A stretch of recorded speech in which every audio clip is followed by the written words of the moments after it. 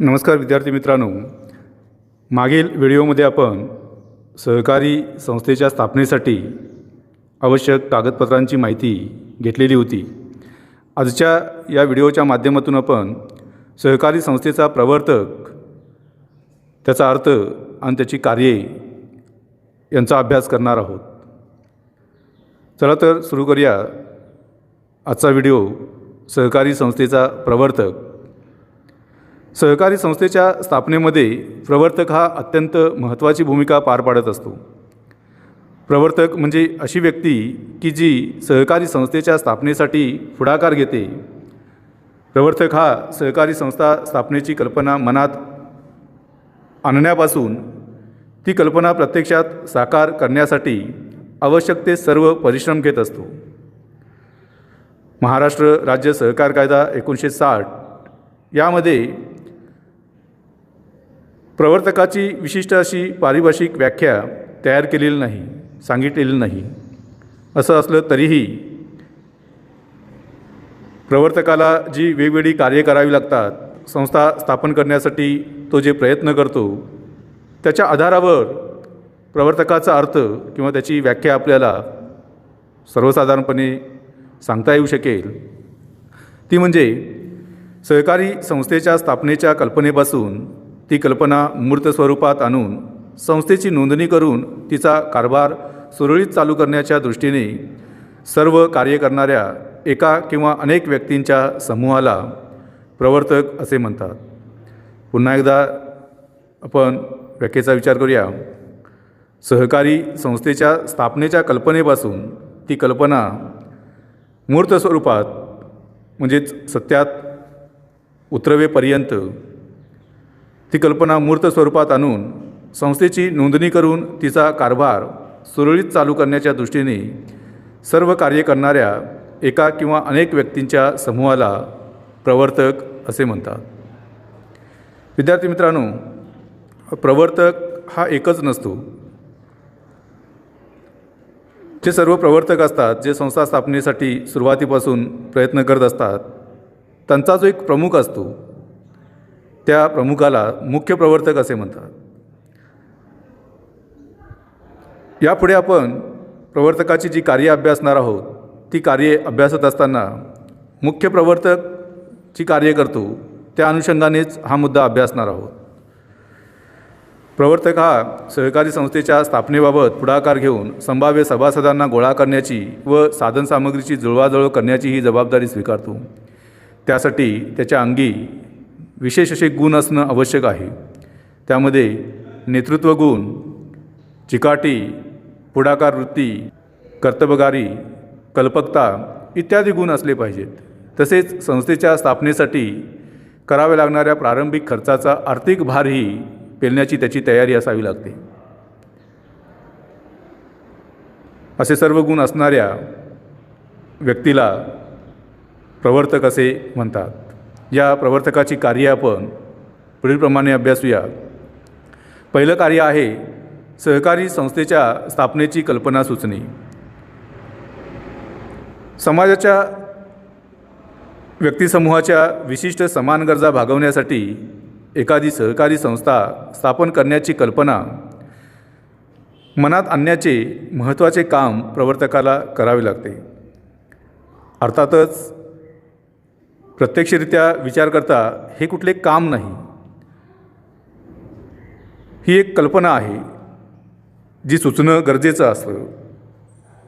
आणि ही कल्पना अशाच व्यक्तीच्या मनामध्ये उद्भवू शकते की जी समाजासाठी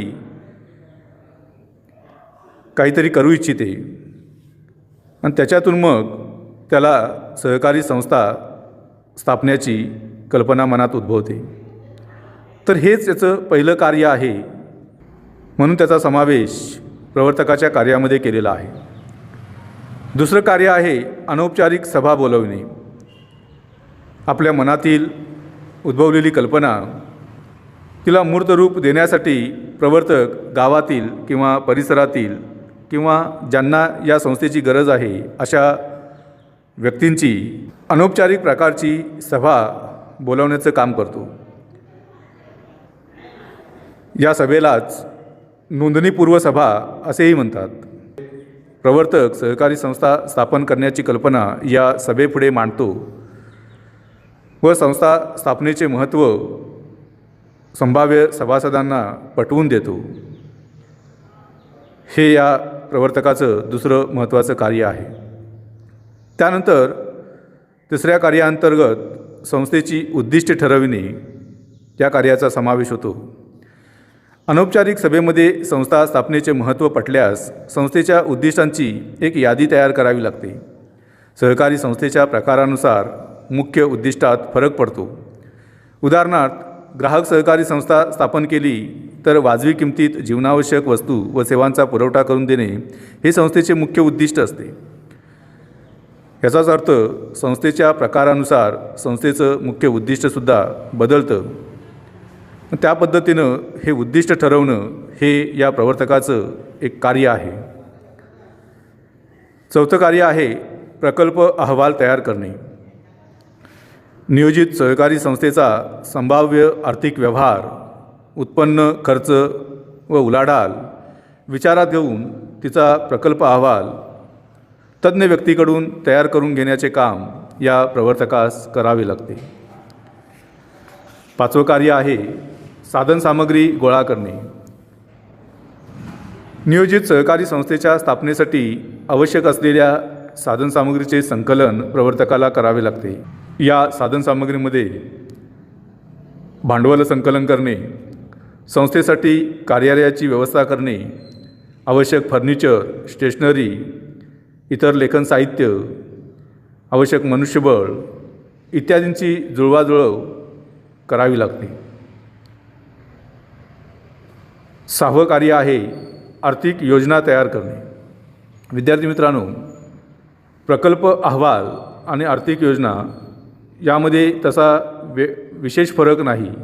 असं असलं तरीही नियोजित सहकारी संस्थेच्या प्रकल्प अहवालाच्या आधारे संस्थेची आर्थिक योजना तयार करून भांडवल उभारणीची विविध साधने निश्चित करणे हे प्रवर्तकाचे एक काम सांगितले जाते. सातवं कार्य आहे बँकेत खाते उघडणे. जिल्हा उपनिबंधकाच्या परवानगीने तो नियोजित सहकारी संस्थेचे खाते जिल्हा मध्यवर्ती सहकारी बँकेत उघडतो. संभाव्य सभासदांकडून भागभांडवलापोटी जमा झालेल्या रकमेचा भरणा या खात्यात करून बँकेकडून शिल्लकीचे प्रमाणपत्र प्रवर्तकाला प्राप्त करावे लागते आणि हे प्रमाणपत्र नोंदणी अर्जासोबत जोडावे लागते. म्हणजे बँकेत खाते उघडणे हे या प्रवर्तकाचं एक कार्य आहे. आठवं कार्य आहे नोंदणीसाठी आवश्यक कागदपत्रे तयार करणे. विद्यार्थी मित्रांनो, मागील व्हिडिओमध्ये आपण नोंदणीसाठी आवश्यक कागदपत्रे कोणकोणती असतात या संदर्भातील आढावा घेतलेला होता. तर ती सर्व कागदपत्र नियोजित सहकारी संस्थेच्या नोंदणीसाठी आवश्यक असलेली तयार करण्याचे कार्य या प्रवर्तकांना करावे लागते. त्यामध्ये संस्थेचे उपविधी, निवडणुकीचे नियम, सभासदांची नावे पत्त्यासह यादी, प्रवर्तक मंडळातील सभासदांची यादी, तलाट्याचा दाखला, कार्यक्षेत्रातील लोकसंख्येचा दाखला, अनौपचारिक सभेचे इतिवृत्त, जागा किंवा घरमालकाचे ना हरकत प्रमाणपत्र, बँक शिल्लकी प्रमाणपत्र, प्रकल्प अहवाल इत्यादी प्रकारची कागदपत्रे त्याला तयार करावी लागतात. नवं कार्य आहे सभासदांची प्राथमिक किंवा ज्याला आपण औपचारिक सभा म्हणतो ती सभा बोलवणे. सहकारी संस्था कायद्यानुसार नियोजित सहकारी संस्थेच्या संभाव्य सभासदांची प्राथमिक औपचारिक सभा प्रवर्तक बोलावतो. या सभेत संस्था स्थापण्याचा ठराव मंजूर करून सभेचे इतिवृत्त नोंदणी अर्जासोबत जोडावे लागते. 10वं कार्य आहे नोंदणी अर्ज सादर करणे. प्रवर्तकाला नियोजित सहकारी संस्थेच्या नोंदणीचा रीतसर अर्ज नमुना अ हा भरून आवश्यक त्या कागदपत्रांसह नोंदणी अधिकाऱ्याकडे म्हणजेच निबंधकाकडे सादर करावा लागतो. तसेच संस्था नोंदणीचे शुल्क शासकीय कोषागारात भरावे लागते. 11वं कार्य आहे नोंदणी प्रमाणपत्र मिळवणे. विहित नमुन्यातील नोंदणी अर्ज निबंधकाकडे सादर केल्यानंतर निबंधक त्या अर्जाची छाननी करतो. हा अर्ज परिपूर्ण असल्यास निबंधक अशा अर्जाची रीतसर नोंदणी करून संस्थेची नोंदणी झाल्याचे जाहीर करतो. नोंदणी झाल्याचे जाहीर केल्यानंतर संबंधित निबंधक नोंदणीचे प्रमाणपत्र तयार करतो आणि ते प्रमाणपत्र संस्थेच्या मुख्य प्रवर्तकाकडे सुपूर्द करतो. याचाच अर्थ नोंदणी प्रमाणपत्र मिळवणे हे प्रवर्तकाचे एक महत्त्वाचे कार्य आहे. त्यानंतर 12वं कार्य आहे पहिली सर्वसाधारण सभा किंवा ज्याला नियामक सभा असे म्हणतात, ती सभा बोलवणे. सहकारी संस्थेला नोंदणी प्रमाणपत्र मिळाल्यापासून 3 महिन्याच्या आत पहिली सर्वसाधारण सभा घेण्याचे मुख्य कार्य निबंधकाला करावे लागते. सहकार कायद्यातील तरतुदीनुसार पहिली सर्वसाधारण सभा घेणे बंधनकारक असते. या सभेत हंगामी म्हणजेच पहिल्या व्यवस्थापन समितीची निवड केली जाते. तसेच संस्था स्थापन करण्यासाठी आलेल्या प्राथमिक खर्चास मंजुरी घेणे, प्रवर्तकाच्या नावाने असणारे बँक खाते संस्थेच्या नावे करणे इत्यादीबाबत ठराव संमत केले जातात. ही सभा संस्थेच्या आयुष्यात एकदाच बोलवली जाते. ही सभा बोलवण्यापाठीमागे दुसरा एक मुख्य उद्देश असतो, तो म्हणजे आपल्या संस्थेची अधिकृत नोंदणी झालेली आहे हे सर्व सभासदांना कळित करणे, हाही या सभेच्या पाठीमागचा मुख्य उद्देश असतो. त्यानंतर शेवटचं कार्य आहे 13वं, पहिल्या सर्वसाधारण सभेचे इतिवृत्त लिहिणे. पहिल्या सर्वसाधारण सभेचे कामकाज संपल्यापासून 1 महिन्याच्या आत त्या सभेचे इतिवृत्त प्रवर्तकाने लिहिणे आवश्यक असते. इतिवृत्त म्हणजे सभेतील कामकाजाच्या लेखी स्वरूपातील नोंदी होय. इतिवृत्तातील नोंदीचा धोरणे ठरवण्यासाठी उपयोग होतो.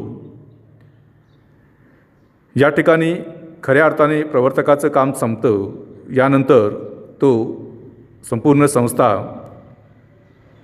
इतर प्रवर्तक किंवा जे सुरुवातीपासून सभासद आहेत, त्याचबरोबर जे हंगामी संचालक मंडळ स्थापन केलेलं आहे त्यांच्याकडे सुपूर्द करतो. अशा प्रकारे प्रवर्तक सहकारी संस्थेच्या दृष्टीने अत्यंत महत्त्वाची व्यक्ती असून संस्थेच्या स्थापनेपासून तिचे कार्य व्यवस्थितपणे सुरू व्हावे यासाठी ती प्रयत्नशील व जागरूक असते. सहकारी संस्थेचे यश प्रवर्तकाच्या भूमिकेवर अवलंबून असते.